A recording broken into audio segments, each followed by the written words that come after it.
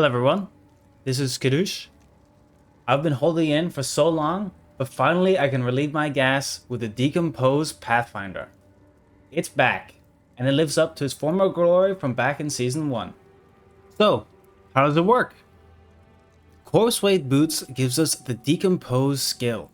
This is triggered every time we take a step on our character. It targets corpses in the area to create poison clouds that appear. If there's no corpses, we can weapon swap to summon our minions. With these, we can walk and trigger Decompose on them instead, because they count as corpses due to sacrifice.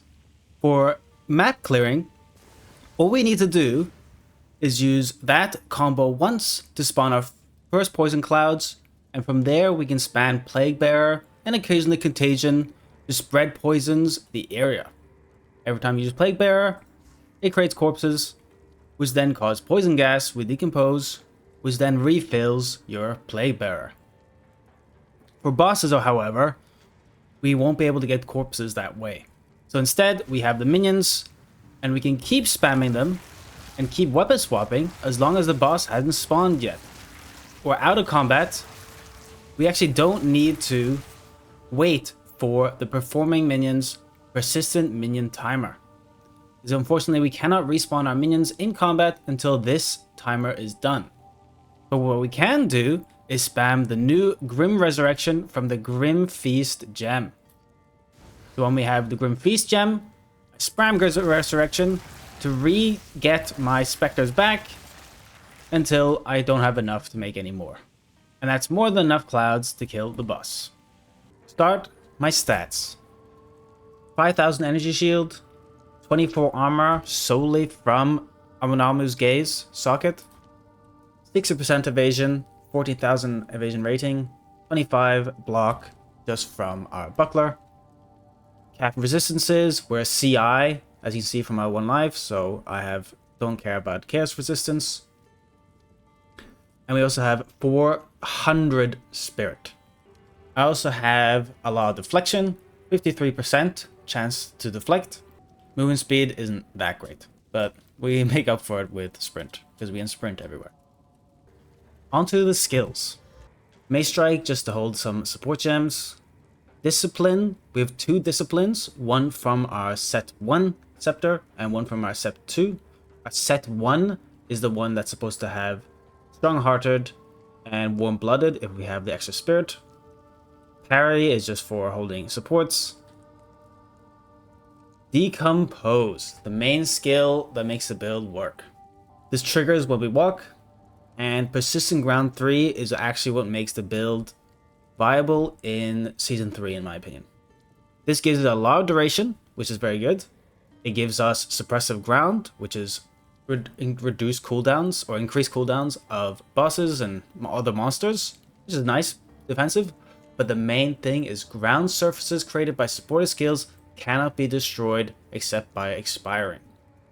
This means that we can actually get past the normal limit of 6 clouds, which was added in Season 2. But because of Persistent Ground, we ignore that limit because they cannot be destroyed, I guess, when going over that limit. And it also means that they can't be destroyed by burning ground. So poison clouds will always be there, even if everything is on fire. Deadly Poison for damage, because we're only doing poison damage with this. It says any skill that hits enemies, but actually Decompose counts as a hit, sort of, for scaling anyway. So this support gem works. Encroaching Ground means that you basically double the radius of poison as it starts spreading and the duration, or it's on the ground for a longer and longer time, and it starts filling the entire screen. Prolonged Duration for more duration, so we don't have to weapon swap and resummon our minions as much. With this, our Poison Cloud lasts about 15 seconds, which is more than the respawn timer of our minions. Our Kali's Lust is a lineage support, and we apply up to 10 poisons, so we get the 30% increased more damage here quite easily. Plague Bearer is our main clearing skill, and also actually a decent bit of damage as well. We have Deadly Poison, because it poisons, and it allows us to get some more damage. Poison Support, which actually this allows us to poison with Bursting Plague, which can, when something dies and Bursting Plague activates, that will poison, which then refills Plague Bearer, which is quite important because sometimes you cannot wait for a corpse to be decomposed first. So this allows us to get a decent bit of Plague Bearer back sometimes, as long as there's enough monsters on screen. The more magnitude of poison inflicted by spores against bleeding enemies actually is a damage boost, because we bleed with Ravenous Swarm. Mobility is just to allow us to cast it while walking a bit faster. And Ulnatol's Embrace is just basically just DPS boost for us.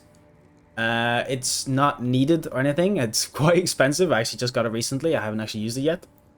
But this will allow us to use Withering Touch with Plague Bearer much more easily, because we need to do chaos damage for Withering Touch to work, and this gives us 20% of physical damage as extra chaos, and Plague Bearer does physical damage. We don't care about the armor break portion. There might be an update later where I add in armor break, exploit weakness support gem as an option, because it increases the damage of Decompose, but Decompose does not remove the armor. Yet to be tested though. So that's something why we want that. It's also a nice damage boost because it's 20% extra as chaos, and we scale chaos much more than we scale physical. The Ray Spectre gem, where we have captured the Bogfeld Commoner. This is an undead minion, which is important due to how sacrifice works, which only works with undead minions. And it's one of the highest life specters you can have, which also has a pretty relatively low spirit cost of only 50. To get the Spectre that we want to use, which is a special type of Bogfeld Commoner, you have to go all the way to Act 3, Sandswept Marsh, which is the first zone. Once you're there, you want to find this boss, Rothdredge. Just wait around until he summons different minions around, one of them being the Bogfeld Commoner. As you can see from this one, that on the left of me, it has an axe. We do not want the one with an axe. We want this one over here, which does not have an axe. You'll be able to target the corpses and see them with Spectre. Talking into Spectres, we only care about minion life. That's why we have Minion Mastery for +1 to minion skills, because increased minion level means more life. We have Diala's Desire for level of sported skill gems, which also increases the level for more life. It also has the cost and reservation multiplier, 90%, which means there's 10% reduced spirit cost of the minion, which allows you to maybe have one more. And hulking minions for their gigantic modifier, which gives them 20% more life. This has a 30% reservation multiplier, which means they cost more spirit. So that's why both Diala's Desire and hulking minions balance each other's out. The reason we want maximum life is because that's what Decompose scales from. It scales from the maximum life of the corpse it consumes. And since our minion counts as corpses, it means the minion life counts as damage.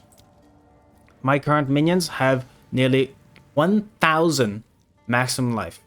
Contagion is super nice, and I have it by itself, unlike in Season 1 where I had it on cast on minion death, because actually it's really nice to have it for whenever you want it, as well as to go back to set 1. So obviously we have minions on set 2, and we have all our debuffs and tankiness on set 1. So by using Contagion, we can always make sure that we're in set 1 by pressing it. It spreads all the poisons that Decompose puts on enemies, so it's super big AoE and clearing the entire screen in a matter of seconds. We have Magnified Area for increased area. We don't care about the damage it deals, just our poisons, so that doesn't matter. Chaotic Freeze is nice, and with Ulnatol's Embrace, you will actually start freezing stuff, as well as maybe Headhunter stacks. Rapid Casting for a bit smoother casting speed, and Prolonged Duration to make the effect a bit longer. Ravenous Swarm is a support spirit gem for us. It basically sends out these little insects that attack things. They don't do any damage that matters, but what does matter is the fact that they can bleed for the increased damage with poison, as well as add mixture if you want to increase your damage even more. Blind, which is a nice defense boost to us because we have evasion, so blind gives us effectively more evasion chance. Armor break is not important, it doesn't really do anything for us, but In the case that we do use Exploit Weakness with Onatol's Embrace, or Exploit Weakness and Decompose, it means that we can keep that going without having to use Plague Bearer. But it doesn't really matter. It doesn't have to do anything in the current guide. Blasphemy, we have double curse with the Whispers of Doom Keystone. So we can get Temporal Chains as well as Despair. Temporal Chains is super defense boost for us. I get this up to nearly 64 or 68% slow on white monsters. Which also, the curses make other effects on targets expire slower, also applies to poison, which is actually good, because poison always does static damage, but it lasts longer with this. And the longer poisons last, the more damage we'll do in total. Despair, of course, is reduced chaos resistance, so it's a big damage boost for us as well, because we do poison, which is chaos damage. Magnified area to make the aura even bigger. Realistic curse for the same effect, even bigger. And heightened curse to make those two curses stronger. Ghost Dance is a massive defense boost for this build and kind of what makes our recovery work without having much very high recovery speed or faster start of recovery. With Ghost Dance, when you get hit, 7% of your evasion gets converted into energy shield, which then it recovers. Currently, I have so much evasion that this gives us 1,000 energy shield recovered, which is 20% of my total energy shield. So basically, any hit that hits me will actually heal me rather than doing damage. We have compressed duration, because we actually want a less skill effect on this, because the second duration between getting shrouds is affected by duration. So you see how this is 2 seconds here, instead of the 3.2 it's on the skill gem. Grim Feast. This allows us to respawn our corpses or our minions in combat without having to weapon swap more than once. And it also means that we can only have 3 total hulking corpses or spectres, but still get more poison clouds out of them because we can keep resummoning them. Harmonic Remnants, to catch those remnants a bit further away, which is the remnant is basically what gives you the life of the minion to then respawn them. Remnant Potency, 1, don't get 2 or 3 because it will delay the remnants coming back. We do not want to get that delay. We want to get our remnants immediately. So only the 1. And Rapid Casting so we can cast it a bit faster. Withering Presence, it's just passive AoE Wither. Wither is a damage boost to Chaos. So it's just a nice damage boost for us. As long as things stay closer to us, they can take more and more damage. Sacrifice is mandatory, and the reason that we can't use this build till level 58, because it allows us to sacrifice our minions to then do damage with Decompose on bosses without corpses. Covalence is a bonus gem if you have the Spirit. It allows us to recharge our energy shield when we're taking any kind of damage. It's like a nice panic button basically for us. Rapid Casting for allowing us to cast a bit faster, and cooldown recovery to get it. It has a pretty long cooldown of 30 seconds, so having that gives us 23 seconds. So it's quite handy. Make sure to check the skill section of the guide, because each skill gem can have only active on one set for some of them. So for example, Decompose is active on both, because we just have equipped boots. But Plague Bearer is only active on set 1. Spectres is only active on set 2, so you gotta press the plus and then the minus on the one side. Onto the passive tree. Start with the Ascendancies. You work up to Contagion Contamination for your first one to spread your poisons, and Overwhelming Toxicity, which doubles the amount of poisons we have. This is effectively double damage, because the more poisons max we can have, the more damage. Even if we can apply 1,000 poisons a second, it doesn't matter, because we have that cap to worry about. So with this, we double that cap, so double damage. Then you get Traveler's Wisdom for some extra nice passive points. And finally, Relentless Pursuit for the immunity to slows. This includes Temporal Chains, Slowed Ground, Maim, all of the above. It's amazing. Pretty standard. We don't care about any of the passives in the start here. We just want the movement speed on set 1. So these lines here, the red lines, are set 1, while the green lines are set 2. We want all the maximum poisons on both sets, because when we're clearing or if we're doing bosses, the more max poisons we have, the more damage we can do.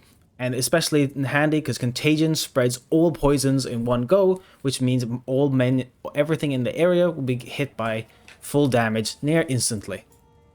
We have some move speed over here on set 2 and defense with evasion. We're mostly always in set 1, sorry, when we are fighting. And ideally that's where we always want to be because that's where we get our defenses. We have low tolerance here because Plague Bearer actually hits enemies usually during clearing that aren't poisoned yet. And it applies a massive poison when you do it. So low tolerance is effectively a 60% damage boost, more damage multiplier to Plague Bearer for clearing. We have Subdue's Mask here for some extra defense, so we can have a pure energy shield helmet and still get evasion from it. Heartstopper is a nice defense boost for dots, which are quite impactful on energy shield, and allows us to stave off some of the ground effects that might start killing us. It's again preference. If you feel like you're being hit by like long duration ignite or something similar, then maybe it's not the play. Escalating toxins and building toxins, we want as much poison duration as possible without having to reapply poisons. And this is especially important for clouds because clouds apply poisons about every 2 seconds. So we want at least, ideally, a 4-second duration so we can reapply those poisons before they run out. Immune to poison does not matter for us. We have this jewel here, the From Nothing jewel, which allows us to get the Resonance Keystone, which also gives us these 2 points here mainly. It also gives us Stylebender, which is increased physical damage, which is important because that applies to Plague Bearer because it's pure physical damage. And we have no other physical damage scaling on the tree really. Event Horizon is on set 2 because the lose 3% of max life and energy shield applies to Plague Bearer. And we do not want to reduce our energy shield every time we use Plague Bearer. So we have it on set 2, so it only matters when we're summoning our minions and not when we're casting Plague Bearer or Contagion. But Spaghettification, which gives move speed and increased chaos, is on both sets. Spectral Ward for extra energy shield from our chest piece. We have Withered Away on set 1, because that's the only place we actually apply Wither via Withering Presence. Chaos Inoculation, of course, for the immunity to chaos damage and bleeding. So energy shield, we have Duration, all the duration nodes on set 2, including down here, Lingering Horror, as well as Lasting Toxins, because we actually don't want any duration due to how Ghost Dance works. Ghost Dance gives you back charges every 3.1 seconds, and we have the less duration it has, the sooner it gives you those charges and more often it gives those charges. So that's why we have Ghost Dance active on set 1 and all our duration on set 2. You can also run Forthcoming if you want even more charges every couple of seconds, but I feel like that's overkill. It does reduce Withering Presence duration, which is actually kind of important for applying Wither. We have tons of minion life on set 2 because we only summon our minions on set 2, so we don't need it on set 1. We got minion life here, here, and down here, as well as all of this here. We also have minion revive speed because we need to wait for our minions before we can respawn them again and do spawn the clouds in boss fights. That's why minion revive speed is pretty important. I have a Megalomaniac here, which gives me Restless Dead and Lone Warrior. The main important one is Restless Dead, which gives you minions revive 25% faster. The other point is Lone Warrior, which is aura skills of 40% increased magnitude, which applies to our curses. Whispers of Doom, which gives us double curses, which allows us to use both Temp Chains and Despair. We're running all of our curse nodes on set 1, because that's where we have Blasphemy and our 2 curses. We have Curse Magnitude here. We don't care about reduced curse duration because it's an aura, so it's always apply our curses as long as they're in range. We have some extra Royal here to increase the AoE of both the curses as well as Contagion. As for jewels, we can run Sapphires with increased maximum energy shield, Magnitude of Ailments, Damage Ailments deal damage faster. This is usually non-impactful for poisons, but because we reached that poison cap, our poisons dealing damage faster is actually a straight multiplier for us, as long as we can keep staying in that cap. So you don't want too much because at that point the poisons won't last long enough. But as long as you can stay at the poison cap, damaging ailments deal damage faster is a multiplier for us. And then on to items. Maelstrom Gnarl, which is a Stoic Scepter, has increased spirit on it. That's basically the only thing that matters, is the increased spirit on the prefixes, as well as the socket, the Rabbit Talisman, which gives increased spirit.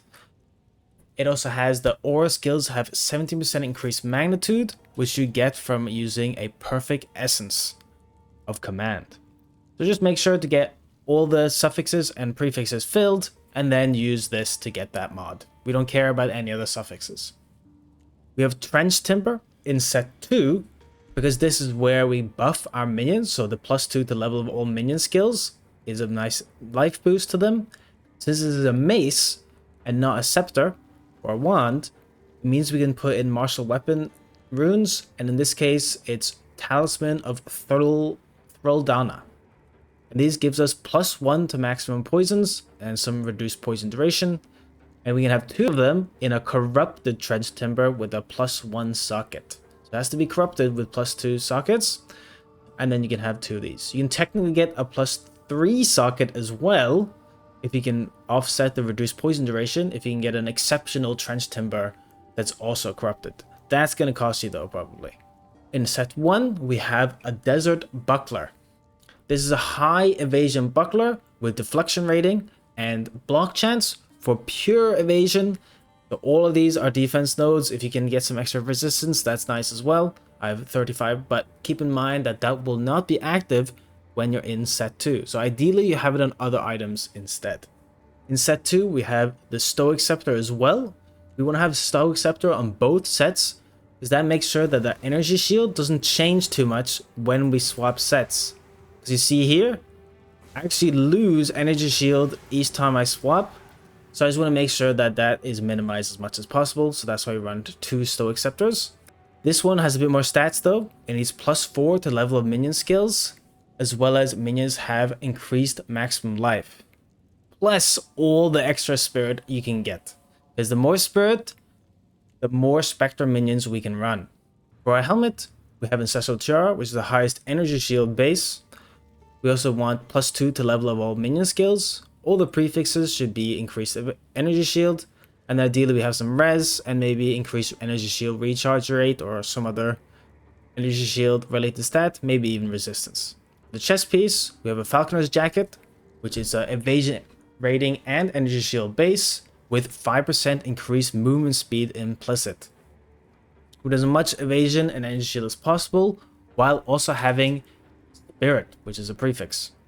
Otherwise, we can have fast start of energy shield recharge, deflection, and maybe a resistance. I have life regen here, unfortunately, but it's going to cost you a lot once you get more spirit.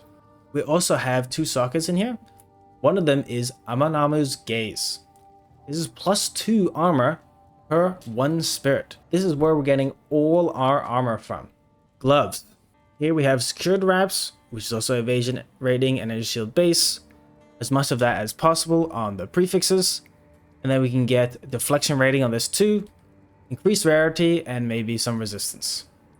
It's possible to go for 2 sockets and 100% increased effective sockets to really get an insane amount of wither magnitude, but that's going to cost you. I have Corpse Way boots, of course, the main bread and butter of the build, as our boots. We want to make sure that you have a level 20 Decompose here, because that gives you the 5 sockets, so you can have all supports on Decompose. Otherwise, level 19 and anything below will have 4 or less. I have a Headhunter, because I got lucky enough to chance it, as my belt, but I recommend ideally a Darkness Enthroned Fine Belt with increased magnitude of damaging ailments you inflict, which is a glove socket, so you make sure to have the effects gloves, and up to 100% or more effective socketed items. And this is a Courtesan Manon's Rune of Cruelty, which is magnitude of damaging ailments you inflict, which includes poison. For our amulet, we probably need a Stellar Amulet for the increased attributes, because we actually do get up to pretty high attributes, since our Stoic Scepters need Strength, unfortunately, and we need Intelligence for our Spectres, and Dexterity for Legbearer.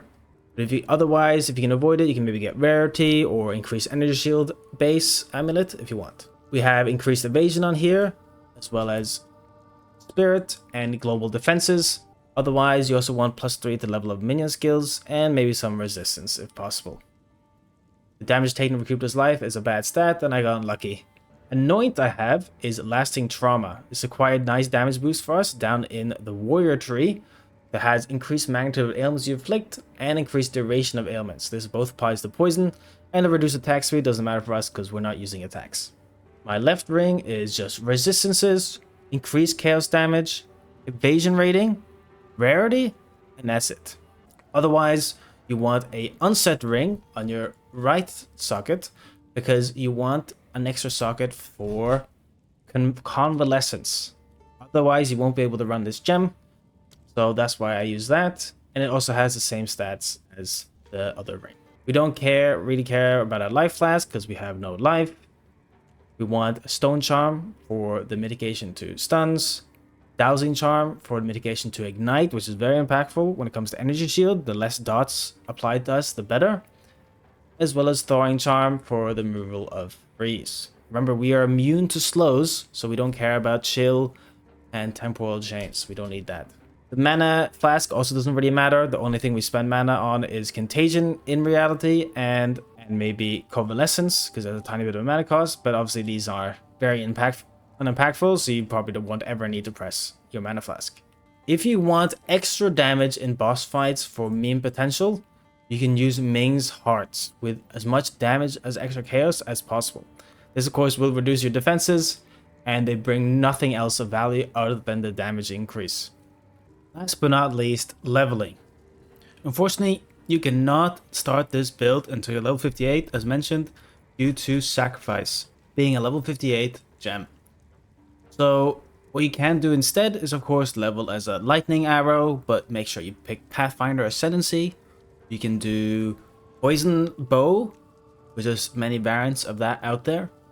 I always mentioned that you can use the corpse weight boots very early on if you want, and you have those extra poison clouds going around, and of course that will be much better if you're running the poison arrow build instead of weapon swapping to summon your minions.